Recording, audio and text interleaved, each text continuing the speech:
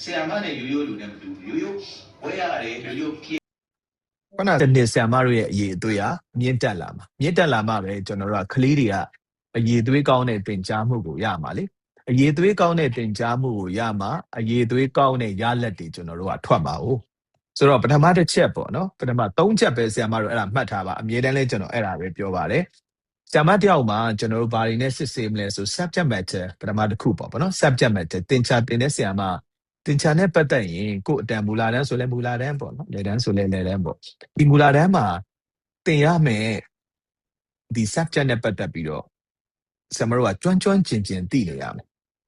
ဒီဘာသာရပ်ကိုဆရာမတို့က digest ဖြစ်နေရမယ် digest ဖြစ်နေရမယ်အဲ့ဒါက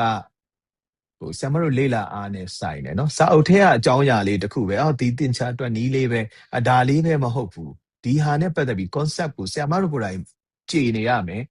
ပေးချင်တာကလေးကိုဒါဘာပေးချင်တာလဲဆိုတော့လဲဆရာမတို့ကကြည်နေရမယ်ကျွန်တော်အများအားပြောတယ်လို့ပေါ့အမ်ဘတ်မကျွေးပဲနဲ့နှုတ်ကြွေးတိုက်ကျွေးဆိုတာကိုက digest ဖြစ်နေမှာ digest ဖြစ်ရင်ကိုကအမ်ဘတ်ကျွေးတယ်လို့ပဲဖြစ်ပါလေအမ်ဘတ်ကျွေးရင်တော့အာဟာရမမျှဟိုကောင်းမရဘူးပေါ့နော်ကိုယ်ကိုယ်တိုင်ကြေနေပြီဆိုရင်ကလေးကိုကောင်းပေးလို့ရတယ်ဆိုတော့အင်္ဂလိပ်စာပဲဖြစ်ဖြစ်သင်္ချာပဲဖြစ်ဖြစ်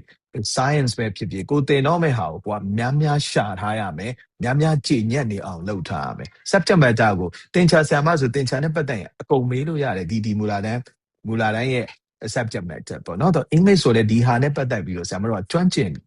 ဟိုလိမ္မာနေရပေါ့နော်အဲ့အတွက်ကြောင့်ဆရာမတို့ကများရှာရမယ်အခုခေတ်မှာဆရာမတို့ဟိုဘယ်လိုပဲဖြစ်ဖြစ် AI နေလဲပေါ်တယ်နော်ဟို technology လဲပေါ်တယ်ဒီအကြောင်းမှလည်းကျွန်တော်တို့လုပ်ပေးထားတယ်တွန်းနိုင်တို့လည်းရှိတယ်ဆိုတော့ဆရာမတို့ရှာဖွေလို့ရပါတယ်နော်မြန်ဆန်အရင်တော့လို့ကျွန်တော်တို့ library သွားစာအုပ်ကြီးတွေလှန်ပြီးအကြာကြီးလုပ်နေစရာမလိုဂုတ်တောက်ဆိုဆရာမတို့သိချင်တာတွေသိအောင်လုပ်လို့ရတယ်လေ့လာလို့ရဆိုတော့နံပါတ်1ကတော့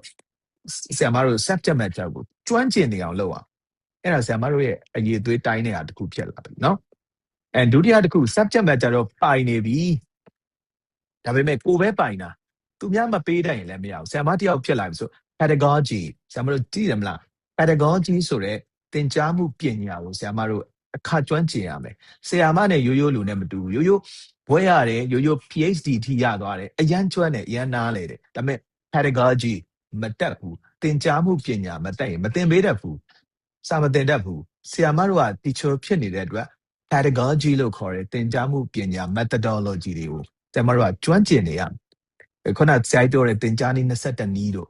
နော်အဲ့ဒါတွေကဆရာမတို့ apply လုပ်နိုင်နေရမယ်ကိုသင်တဲ့ဟာတွေကိုလည်းအများနဲ့မှတ်တမ်းထားဒီနည်းလေးနဲ့သင်တာကလေးပိုတက်တယ်ဒီ method လေး method အကောင်းဆုံး method the best method ဆိုတာဘာလဲဆိုတာမရှိဘူးကိုက method တွေအားလုံးပေါင်းပြီး tools အနေနဲ့သုံးရမှာဒီနေရာမှာဒီ tools သုံးမယ်ဟိုနေရာမှာဟို tools သုံးမယ်အဲ့ဒါမှ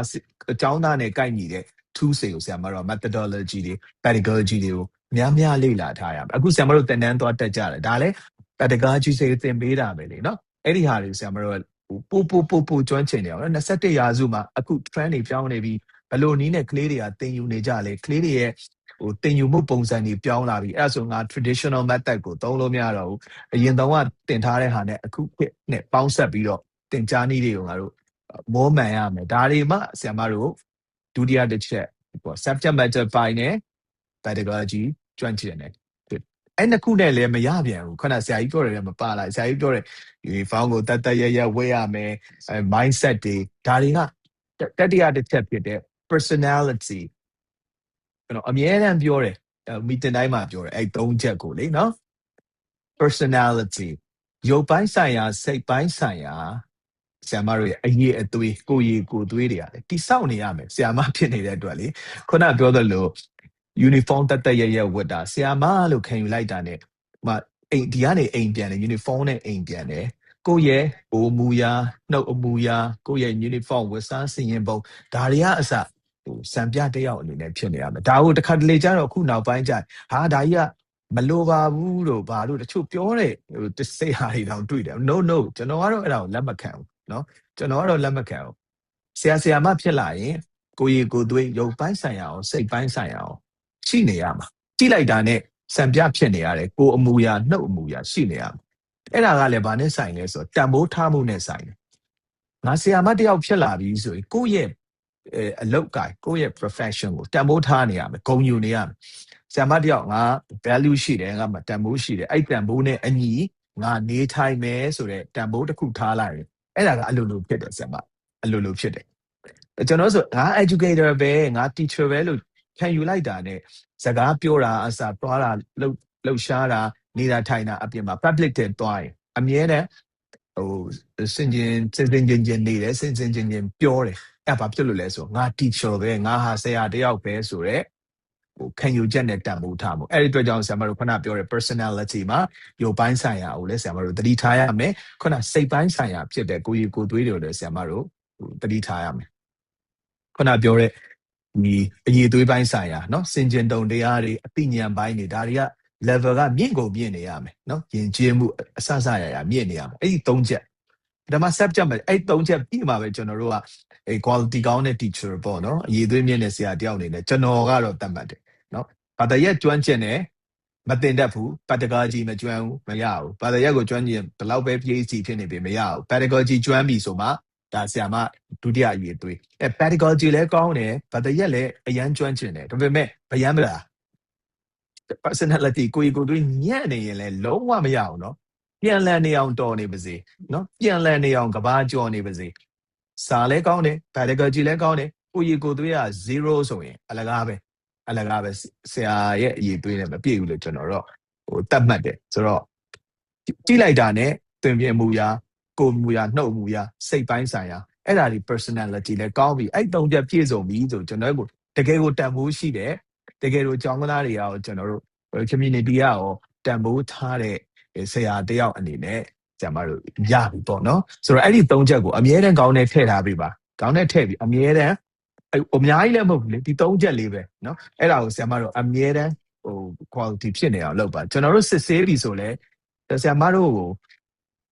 ကျွန်တော်တို့အရေးသွေးကိုတတ်မှတ်ပြီးစံတတ်မှတ်ပြီးဆိုလဲအဲ့၃ချက်ကိုအဓိကထားပြီးတော့ကျွန်တော်ကတော့ကြည့်ပါပဲဒီဆရာမကတော့စာတင်တာတော့အရန်ကောင်းတယ်တားလည်းကောင်းတယ်ဒါပေမဲ့ခုန personality ဘိုင်းမှာညံ့နေဆိုရင်ကျွန်တော်တို့ကကျောင်းသားတွေအတွက်အန္တရာယ်ရှိတယ်အဲ့ဒီ personality အစိုးတွေကကျောင်းသားကိုကူးပါလေအဲ့အတွက်ကျွန်တော်တို့လက်မခံရဲတော့ဘူးအဲ့လိုမျိုးပေါ့เนาะအဲ့ဒီ၃ချက်လုံးကညီးနေမှာကျွန်တော်တို့ကပညာရေးမှာဆက်ပြီးတော့เนาะလောက်ကင်နိုင်မှာနောက်တစ်ခုကအဲ့၃ချက်ပြီးပြီဆိုရင်ဆရာမတို့က leadership skill ကိုလည်းသင်ယူထားရမယ်ဆရာမတို့ကအတန်းထဲမှာဆရာမတို့စာသင်ပြီဆိုဆရာမတို့က leader ပဲလေเนาะ leader တယောက်ဖြစ်ပြီဆိုတော့ leadership ကဘယ်လိုရှိလဲဆိုတာလည်းဆရာမတို့ကနားလည်ထားရမယ်အဲ့ဒါကိုလည်းနားလည်ထားရမယ်ကိုယ်တိုင် initiative ဖြစ်တာကိုယ်တိုင်ဥဆောင်ပြီးလုပ်နိုင်တာအဲ့ဒါတွေကိုလည်းတွားရမှာနောက်ဆုံးတစ်ခုကတော့အမြဲတမ်းကျွန်တော်ပြောနေတဲ့ဟာဆရာမတို့လုပ်ဖို့ကိုင်ဘက်တွေပေါ်မှာရောကလေးတွေပေါ်မှာရောကလေးမိဘတွေပေါ်မှာရောကျွန်တော်တို့ဒီဗျမစိုးတရား၄ပါးနဲ့ဆရာမတို့တွားပါအဲ့ဒါကတော့အနည်းချုပ်ပါပဲเนาะခုနဟာတွေလည်းပြည့်စုံတယ်အဲ့ဒီဗျမစိုးတရားဖြစ်တဲ့ကလေးတွေပေါ်မှာနော်မိဘတွေပေါ်မှာလုပ်ဖို့ကိုင်ဘက်တွေပေါ်မှာဆရာမတို့မေတ္တာတကယ်မေတ္တာစစ်နော်စာလုံးရဲ့မေတ္တာမို့တကယ်မေတ္တာစစ်ထားနိုင်မယ်ပြီးရင်တကယ်ကိုဂရုဏာတနာရမယ့်လူတွေဆိုဂရုဏာထားရမယ်ပြီးရင်လုပ်ဖို့ကိုင်ဘက်တွေချင်းပဲကောင်းစားွားတယ်တကယ်ကိုတိုးတက်သွားရင်မုဒိတာပွားနိုင်ရမယ်ဘ누구ကိုပဲဖြစ်မုဒိတာပွားနိုင်ရမယ်တချို့ကိစ္စတွေကတော့ဥပ္ပခါတော့နည်းနည်းလေးပေါ့နော်ဖြစ်ရမယ်ဥပ္ပခါဆိုတာဟာဘာပဲသူ့ဘာလို့ဆိုးကောင်းငါနဲ့မဆိုင်ဘူးမဟုတ်ဘူးနော်ဥပ္ပခါရဲ့သဘောကသူကချစ်ချင်းမုန်းချင်းကြားထဲမှာနေနိုင်တာသူ့ကိုချစ်လို့ bias ပြတ်တယ်သူ့ကိုမုန်းလို့မရှိတော့ဘူးတကယ်ကိုအားလုံးကိုအမှန်တိုင်းလက်ခံလိုက်ပြီးတော့ကြားထဲမှာနေနိုင်တဲ့စိတ်ပေါ့နော်သူ့ကိုချစ်ချင်းမုန်းချင်းမဟုတ်ဘူးပုဂ္ဂိုလ်တည်ငြိမ်ဒီအတိုင်းလေးပဲရှိတိုင်းလေးလက်ခံပြီးတော့သွားနိုင်တဲ့စိတ်အဲ့ဒါလေးနဲ့ဆရာမတို့သွားမယ်ဆိုရင်ခုန၃ချက်လည်းပြည့်စုံတယ်ဒီစိတ်ကလေးနဲ့လည်းသွားမယ်ဆိုအရန်ကောင်းတယ်ဆရာမနော်အရန်ကောင်းတယ်အဲ့ဒါလေးကိုလုပ်ပေးစေချင်တယ်ဒါကတော့ကျွန်တော်ဒီနေ့ပြောချင်တဲ့ဟာအခုဒီနေ့ပြောလိုက်တယ်ခုနဆရာကြီးလည်းပြောတယ်မီတင်လေးမှာတော့ကြားလိုက်တယ်ပြီးသွားရင်အပြင်ရောက်သွားတာနဲ့အကုန်မေ့သွားတယ်အဲ့ဒါတော့မလုပ်နဲ့နော်ဆိုတော့လူသဘောကိုကတော့memory ကြားလိုက်တယ် short term memory ကြားတယ်ပြီးရင်ခဏနေမေ့သွားဘယ်ချိန်မှာမေ့လဲဆိုရင်စိတ်ထဲမှာဒါကိုနှစ်ကာမယုံကြည်တဲ့အချိန်နှစ်ကာမကျင့်သုံးတဲ့အချိန်ကြရင်တော့မေ့ကြတာပဲလူဆိုတာလေဆိုတော့ဆရာမတို့ကိုယ်တိုင်ဒါကိုလေးနက်နဲ့ယုံကြည်ရမယ်လေးနက်နဲ့နားလည်ရမယ်ပြီးရင်တကယ်ကိုလိုက်နာကျင့်သုံးမယ်ဆိုရင်အဲ့ဒါကိုယ့်ရဲ့ habit ဖြစ်လာကိုယ့် personality ဖြစ်အဲ့ဒါကပြီးတော့တောက်လျှောက်ကောင်းသွားမယ်ဒါလည်းကျွန်တော်ပြောတာ ကောင်းတဲ့အချက်တွေပဲလေနော်ဆရာမတို့ဘယ်နေရာရောက်ဆရာမတို့ကိုပိုင်ဆရာမတို့ရှိမှာပါသွားမယ်ဆရာမတို့ရဲ့ကိုပိုင်အရေးသွေးတရက်အနေနဲ့ဖြစ်သွားမှာပဲဆိုတော့လိုက်နာကျင့်သုံးစေခြင်းတယ်နော်ဟုတ်တဲ့တာပါပဲကျေးဇူးတင်ပါတယ်တကယ်လို့လိုအပ်သေးရဆိုရင်တော့ကျွန်တော်တန်းချင်းစီဆရာမတို့နဲ့လည်းတွေ့ပါဦးမယ်နော်ထိုတစ်ခေါက်လည်းကျွန်တော်ပြောခဲ့ပြီးပြီ2တန်းတီးတန့်တန်းတီးတန့်နော် KG တီးတန့်3တန်းတီးတန့်အဲ့လိုလဲတွေ့ပြီးတော့ကျွန်တော်တို့ဒီ pedagogy နဲ့ပတ်သက်ပြီးတော့ဆွေးနွေးပါမယ်နော် assessment နဲ့ပတ်သက်တဲ့ဟာတွေနော် classroom management နဲ့ဆိုင်တဲ့ဟာတွေဒါလေးတွေလည်းဆွေးနွေးပါအောင်ကျေးဇူးပါဆရာမတို့အဲ့ဒါဆိုရင်ဆရာမတို့ဘက်ကဘာတွေပြောချင်လဲခုနဆရာကြီးလာတာလဲတွေ့တယ်ဆရာကြီးဘာပြောမလဲဒါထောက်ပါ